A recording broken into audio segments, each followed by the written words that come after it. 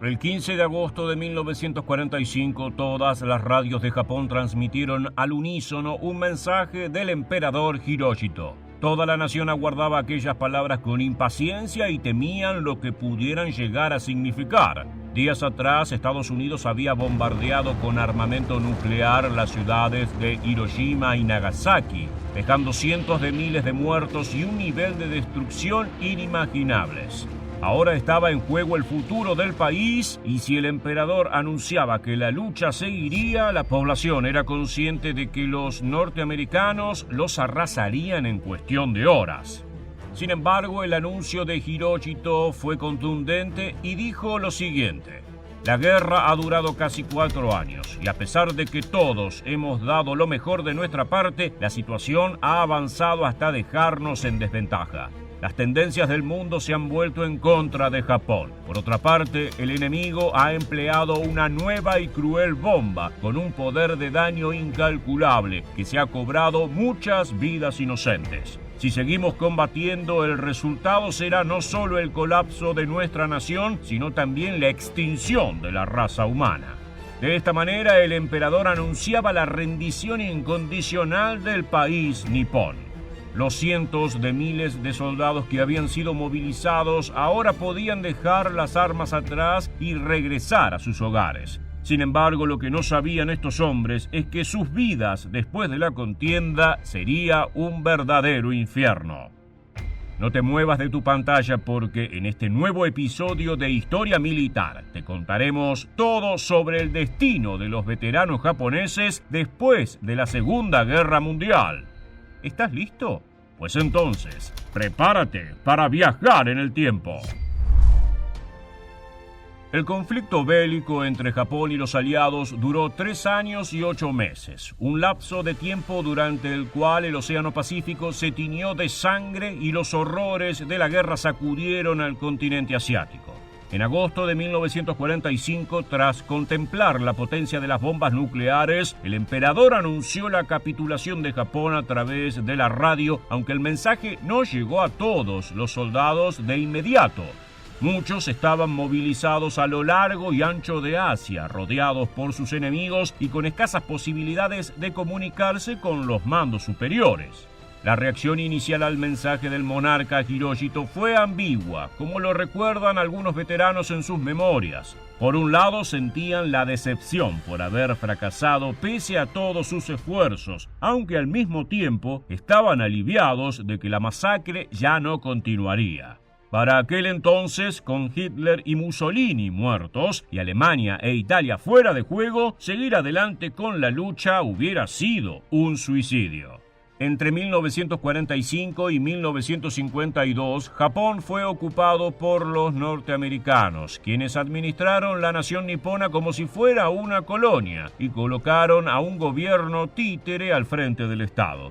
Los soldados que regresaron a sus hogares se encontraron con un país que ya no era el mismo, que había cambiado por completo, comenzando por el hecho de que ya no era independiente. La propaganda imperial les había enseñado que no había nada más deshonroso que la derrota y que un verdadero hombre debía morir en el campo de batalla o quitarse la vida antes de rendirse. Por esta razón, muchos soldados les ocultaron a sus familias que durante la guerra habían sido tomados prisioneros por los aliados. Por lo general, la población civil recibió a los veteranos japoneses no como héroes, sino como parias, como cobardes que no habían hecho lo suficiente para asegurar la gloria del imperio. Ni siquiera fueron bien tratados por el gobierno, que antes de enviarlos de regreso a sus hogares, los alojaron en barracones ubicados en las zonas portuarias.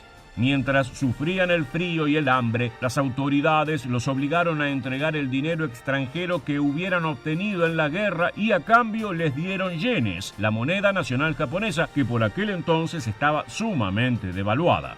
Finalmente se les otorgaban raciones de comida, un pasaje de tren y se les permitía marcharse a sus ciudades o aldeas natales. Una buena parte de los veteranos quedó incapacitada por heridas de guerra. Muchos perdieron brazos o piernas o sufrieron heridas que los desfiguraron de forma irreversible.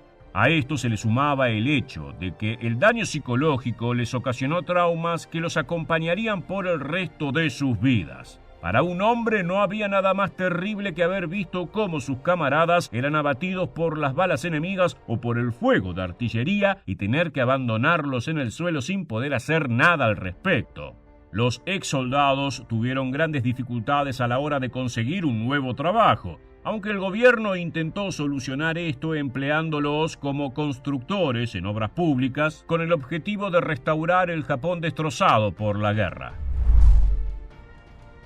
Sin embargo, no todos los japoneses pudieron regresar a sus casas de inmediato. Los que estaban combatiendo en Manchuria fueron tomados como prisioneros por el ejército de la Unión Soviética y remitidos a campos de concentración donde les esperaba una vida severa. Stalin ordenó que los despojaran de todas sus posesiones y no les dejaran nada más que sus uniformes. A continuación eran subidos a trenes y enviados a centros de detención en la fría región de Siberia. Allí los veteranos pronto olvidaron lo que era el calor y el cruel invierno ruso se cobró la vida de cientos de hombres. Como no había medios de calefacción, los prisioneros tenían que dormir arrimados unos sobre otros si querían escapar a la hipotermia. No pasó mucho tiempo hasta que Stalin decidió que los ex soldados japoneses debían pagar por el daño y la destrucción ocasionados. Los convirtió en trabajadores forzados y los obligó a reparar puentes, asfaltar caminos, ocupar puestos fabriles o desempeñarse como leñadores. Lo único que importaba era que colaboraran con la reconstrucción material de la Unión Soviética. Si bien las autoridades niponas negociaron la devolución de los prisioneros, no siempre tuvieron éxito. En los casos en que eran liberados y devueltos a Japón, estos hombres fueron insertados en la actividad industrial o agricultora, aunque, como dijimos anteriormente, sus nuevas vidas fueron de todo menos sencillas. Mientras tanto, en Japón se llevaron adelante los juicios hacia los jerarcas militares responsables de administrar el conflicto bélico. Esta fue una condición impuesta por los norteamericanos, de manera que 28 importantes oficiales fueron detenidos y conducidos al estrado, donde debieron declarar por los crímenes de guerra cometidos por el ejército. Uno de ellos era el ex primer ministro nipón, Hideki Tojo, quien al enterarse de que sería arrestado prefirió apuntarse una pistola al corazón y disparar. No obstante, el intento de suicidio falló y Tojo sobrevivió luego de ser salvado por médicos estadounidenses. En los juicios que se celebraron durante los años siguientes, el emperador Hirohito evadió todas las responsabilidades de la guerra y su reputación quedó relativamente a salvo. Todo el peso del fracaso bélico recayó sobre sus oficiales, entre ellos Hideki Tojo, quien fue condenado a morir en la horca el 23 de diciembre de 1948. Su petición de ser fusilado, como correspondía a su rango militar, fue ignorada y se lo ejecutó como un criminal común. El mismo destino les aguardó a otros 6 jerarcas nipones, mientras que el resto fue enviado a prisión. Con el fin de los juicios de Tokio, Japón entró en una nueva era de su historia, aunque cargaba a sus espaldas un pasado atroz.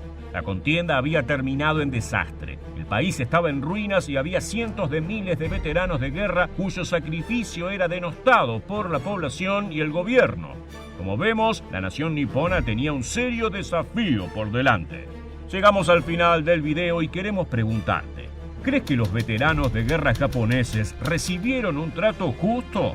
Déjanos tu respuesta en la bandeja de comentarios aquí debajo y no olvides suscribirte a nuestro canal para conocer muchos más sucesos militares que dejaron su huella en la historia.